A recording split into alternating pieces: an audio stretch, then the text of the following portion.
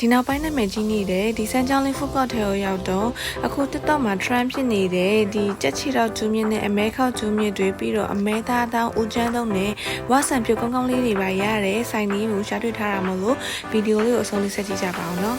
ဒီဆိုင်လေးကကြတော့စမ်းချောင်းဘာကရလန်ဒီစမ်းချောင်းလေးဖုတ်ကော့ထဲမှာရှိတဲ့ဝါလေးဝါရိုးရဆိုတဲ့ဆိုင်လေးပေါ့နော်သူစီမှာလေခုလိုင်းပေါ်မှာနာမည်ကြီးနေတဲ့ကြက်ချီတော့ကျူးမြင့်အမဲခောက်ဝက်ခောက်ကျူးမြင့်တွေအပြင်ဒီလိုဝါဆန်ပြုတ်နဲ့သဘောထမင်းတွေပါရတယ်တက်ချေတော့ကျုံမြင့်ဆိုလို့ရှိရင်လည်းဒီလိုမျိုးငရုတ်တိများများလေးနဲ့ကိုဆက်ဆက်ကလေးတုပ်ပေးထားတာကြည်ရင်းနဲ့ကိုတည်ကြတယ်ဝါဆန်ပြုတ်ထဲမှာဆိုလို့ရှိရင်လည်းစမုံစပါးနန်းနန်းပင်ပူစီနန်းနေပြင်ဒီလိုမျိုးငရုတ်တိတွေပါအများကြီးထည့်ပေးထားတာပေါ့နော်သူ့ရဲ့ဒီ supply နဲ့တွေကိုတော်တော်လေးကိုမွေးတယ်ပြီးတော့ဝါဆန်ပြုတ်နဲ့စားလို့လိုက်တယ်ဒီလိုငရုတ်တိစီမွေးလေးနဲ့အမဲသားကြော်လေးလည်းရသေးတယ်ကဲဒါဆိုရင်တော့ဆိုင်းတို့မှာထားရလေးလည်းရောက်ပြီပေါ့နော်သူ့စီမှာကဒီလိုအမဲခောက်ကျူးမြင့်တုပ်တွေပြီးတော့အမဲသားတောင်းနဲ့အမဲသားတုပ်တွေဆိုလို့ရှိရင်လည်းဒီလိုမျိုးပိုးရှင်းအများကြီးပါတဲ့တပွဲဟိုမှာ8000တောင်းလောက်ပဲရှိတာဈေးကလည်းတော်တော်လေးတန်တယ်ဒါကကြတော့လေ TikTok မှာခဏခဏတွေ့ကြတဲ့စားကျင်နေတဲ့အမဲခောက်ကျူးမြင့်တုပ်ပေါ့နော်ဒီအမဲခောက်ဆိုလို့ရှိရင်လည်းစားလိုက်ရင်ထုတ်ထုတ်လေးနဲ့ဟိုမှာစိမ့်စိမ့်လေးနဲ့မိုက်တယ်ဒါလေးကကြတော့တက်ချီတော်ကျူးမြင့်ပေါ့နော်သူကကြတော့အယိုးပါတော့တချွတ်ချွတ်နဲ့ဝါလို့ရပြီးတော့သူ့ရဲ့ကျူးမြင့်ကလည်းထုတ်ထုတ်လေးနဲ့စားလို့ကောင်းတယ်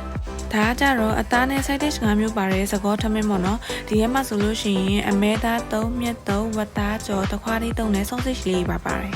ဒါကလေတယောက်စာပိုးရှင်းဆိုပေမဲ့ဟင်းတွေကလည်းအများကြီးပါတာဆိုတော့2ယောက်လောက်တော့ share စားလို့ရတယ်ပေါ့နော်သူကကြတော့6ယောက်စာစကောထမင်းဆက်ကြီးကြီးလည်းမာလို့ရသေးတယ်တင်ငယ်ရုပ်သေးစီမွေးလေးနဲ့ကြော်ထားတဲ့အမဲသားကြော်လေးကလည်းလေတော်တော်လေးကိုမွေးပြီးတော့စားလို့ကောင်းတယ်ပေါ့နော်။ဒါလေဒီနဲ့ထမင်းနဲ့သူ့ရဲ့စီလေးနဲ့နေပြီးစားလို့ရှိရင်တော့တော်တော်လေးမိုက်တယ်။ဒါလေးကကြတော့လေချင်းချင်းဆက်ဆက်လေးနဲ့ကိုတုပ်ပေးထားတဲ့အမဲရှာတုပ်ပေါ့နော်။သူ့ရဲ့အမဲရှာကကြတော့လေမချမ်းချမ်းဖြစ်မနေဘဲနဲ့ကိုထွတ်ထွတ်အီအီလေးနဲ့ကိုစားလို့ကောင်းတယ်။ဒီလိုတပွဲဆိုလို့ရှိရင်လေအသားတွေကအများကြီးပါတာ။အတုပ်တွေထဲမှာဆိုလို့ရှိရင်တော့ဒီလိုမျိုးချက်သားတုပ်ဝက်သားတုပ်နဲ့အမဲသားတုပ်လေးလည်းရရပါတော့သူ့ရဲ့အတုပ်တွေကကြတော့လေချက်တုံနေနဲ့ရောတာမဟုတ်ပဲနဲ့လုံးဝအသားကြီးတိတက်အောင်ပဲ share တုပ်ပေးထားတာဒီဘက်ခောက်ကျွန်းမြဆိုလို့ရှိရင်လည်းသူ့ရဲ့ရတာထုတ်ထုတ်လေးနဲ့ဝါလို့ကောင်းတယ်ပေါ့နော်တခုရှိတာသူ့ရဲ့အတုပ်တွေအကုန်လုံးကလေတော်တော်လေးဆက်တာဆိုတော့အဆက်မစားနိုင်လို့ရှိရင်တော့တခါတည်းရှော့ခိုင်းတာပေါ့နော်ပုံမှန်ဆိုဆန်ပြုတ်တိတ်မစားဖြစ်တဲ့ဆိုင်းကလေဒီကဝါဆန်ပြုတ်နဲ့ဟိုမှာတော်တော်လေးကိုကြိုက်သွားတာပေါ့နော်ကြိုက်ဆိုဒီလိုမျိုးအသားတွေကလည်းလေအများကြီးထည့်ပေးထားပြီးတော့သူ့ရဲ့အနံ့လေးကလည်းမွမွေးလေးနဲ့အရသာကြတော့လေဆက်ဆက်ကလေးစားရတာတော်တော်လေးမိုက်တယ်